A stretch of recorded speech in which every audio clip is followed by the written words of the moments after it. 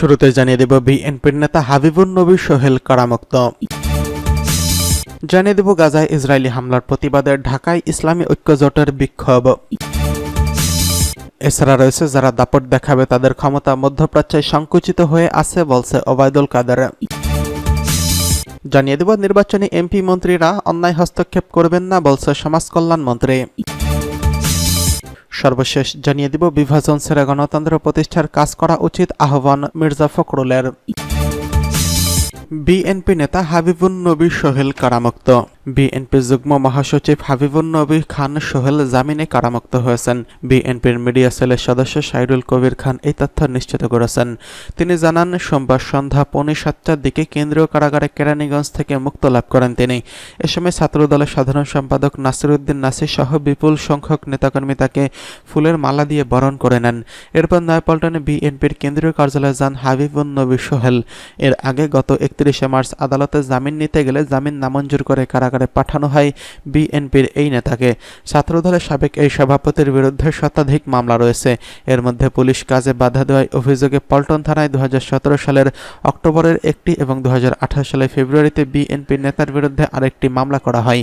2023 সালে ওই দুই মামলায় তাকে 4 বছরের কারাদণ্ড দেয় ঢাকার মেট্রোপলিটন ম্যাজিস্ট্রেট।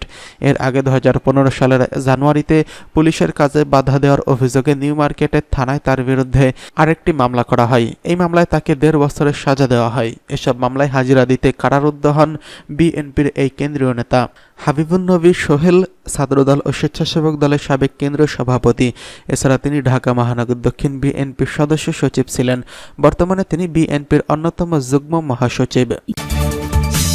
এদিকে গাজায় ইসরায়েলি হামলার প্রতিবাদে ঢাকায় ইসলামী ঐক্যজোটের বিক্ষোভ। ফিলিস্তিনে দখলদার ইসরায়েলের বর্বরোচিত হামলার প্রতিবাদে রাজধানী ঢাকায় বিক্ষোভ মিছিল করেছে ইসলামী ঐক্যজোট। সোমবার 13 মে সন্ধ্যায় জাতীয় মসজিদ বাইতুল মোকাররমের দক্ষিণ গেট থেকে এই মিছিল বের করেন তারা। এ সময় ইহুদিবাদী দেশটির বিরুদ্ধে নানা স্লোগান দেন জোটের নেতাকর্মীরা। তারা অবিলম্বে ফিলিস্তিনের নিরীহ মানুষের উপর ইসরায়েলের বর্বরোচিত হামলার বন্ধে আন্তর্জাতিক পদক্ষেপ দাবি করেন। এর আগে গত শুক্রবার 10 মে বাদ জুমা বাইতুল মোকাররমের উত্তর গেটে এই কর্মসূচির ঘোষণা দেয় ইসলামী ঐক্যজোট। এ সময় ইসলামী আন্দোলনের সিনিয়র নায়েবে আমির মুফতি মোহাম্মদ সৈয়দ ফয়জুল করিম বলেন, বাংলাদেশ সরকারকে ফিলিস্তিনিদের মজলুম জনতার পক্ষে লড়াই করার জন্য যোদ্ধাদের তালিকা করতে হবে। তালিকা তৈরি করে তাদের ইসরায়েলের বিরুদ্ধে লড়াই করার জন্য রাষ্ট্রীয়ভাবে পাঠানোর ব্যবস্থা করা হবে। যারা দাপট দেখাবে তাদের ক্ষমতা মধ্যপ্রাচ্যে সংকুচিত হয়ে গেছে বলছে ওবায়দুল কাদের। আওয়ামী লীগের সাধারণ সম্পাদক এবং সড়ক পরিবহন সেতুমন্ত্রী ওবায়দুল কাদের বলেছেন, বাইরে থেকে এসে কেউ বিএনপিকে মদদ দেবে, চাঙ্গা করবে এমন পরিস্থিতি নেই। যারা দাপট দেখাবে তাদের ক্ষমতা মধ্যপ্রাচ্যে সংকুচিত হয়ে আছে।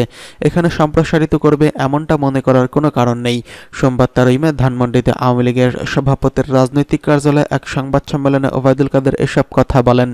ওবায়দুল কাদের বলেন, মার্কিন সহকারী পররাষ্ট্রমন্ত্রী ডোনাল্ড লু বাংলাদেশে এসেছে দুই দেশের সম্পর্ককে আরও এগিয়ে নিতে।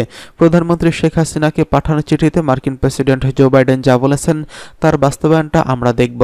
এখানে কে আসছে তা নিয়ে আমরা ভাবছি না। যাদের প্রেসিডেন্টের কথা ইসরায়েল শোনে না, আমরা যারা জনগণের ভোটে নির্বাচিত সরকার, আমরা কাকে ভয় পাবো?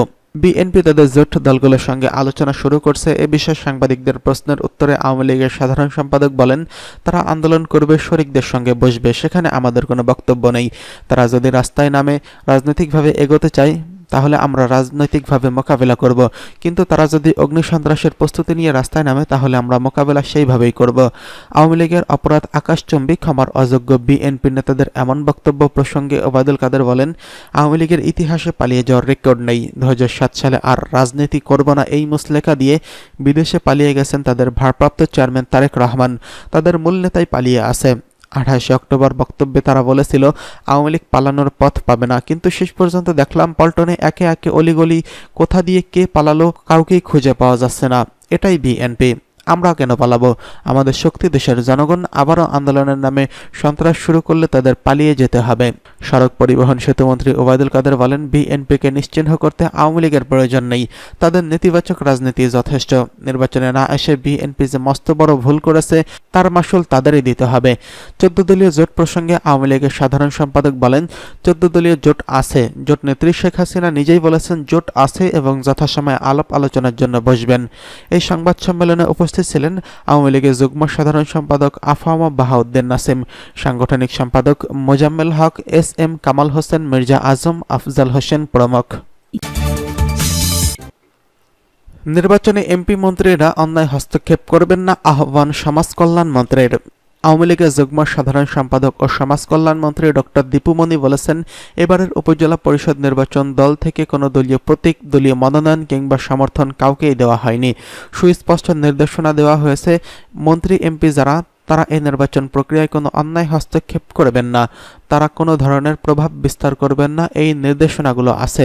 চাঁদপুর শহরের 3 নদীর মোহনার বড় স্টেশন মোলহেডে শহর সংরক্ষণ পুনর্বাসন প্রকল্পের আওতায় নদীর তীর প্রতিরক্ষা কাজের উদ্বোধনী অনুষ্ঠান শেষে সাংবাদিকদের প্রশ্নের জবাবে তিনি এসব কথা বলেন।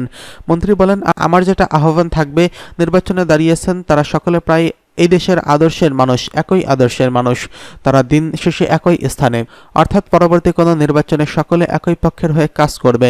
কাজেই তারা কেউ যেন এমন কোনো কাজ না করে যারা পরবর্তীতে একটি বিব্রতকর পরিস্থিতিতে পড়তে হয়।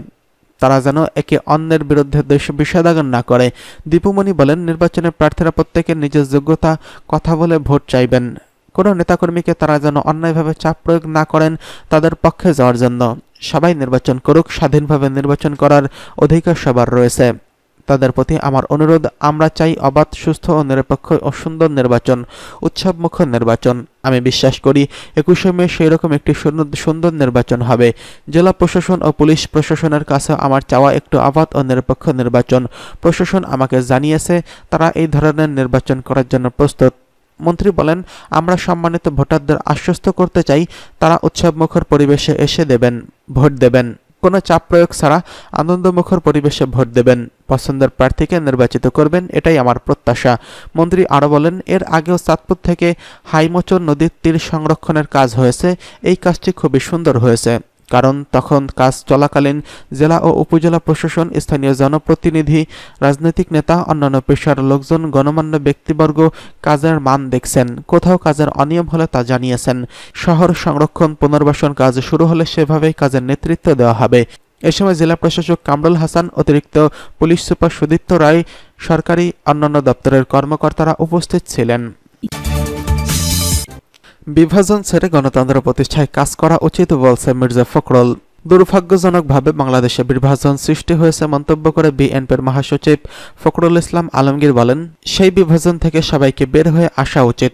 মানুষের জন্য, মানুষের গণতন্ত্র প্রতিষ্ঠার জন্য কাজ করা উচিত। কেন্দ্রীয় শহীদ মিনারের বাংলাদেশ কমিউনিস্ট পার্টির উপদেষ্টা হায়দার আকবর খান রনর কফিনে বিএনপির পক্ষ থেকে শ্রদ্ধা নিবেদন শেষে সাংবাদিকদের প্রশ্নের জবাবে তিনি এসব কথা বলেন।